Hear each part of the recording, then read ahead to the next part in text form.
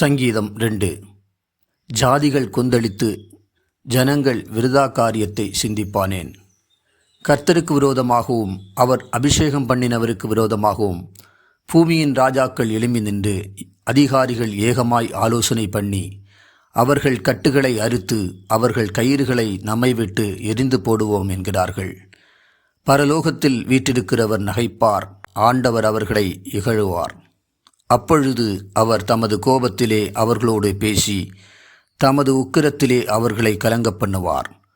நான் என்னுடைய பரிசுத்த பர்வதமாகிய சீயோன் மீதில் என்னுடைய ராஜாவை அபிஷேகம் பண்ணி வைத்தேன் என்றார். தீர்மானத்தின் விவரம் சொல்லுவேன். கர்த்தர் என்னை நோக்கி, நீர் என்னுடைய குமாரன், இன்று நான் உம்மை ஜெனிப்பித்தேன். என்னை கேளும், அப்பொழுது ஜாதிகளை உமக்கு சுதந்திரமாகவும் பூமியின் எல்லைகளை உமக்கு சொந்தமாகவும் கொடுப்பேன். இருப்புக்கோலால் அவர்களை நொறுக்கி குயக்கலத்தைப் போல் அவர்களை உடைத்து போடுவீர் என்று சொன்னார்.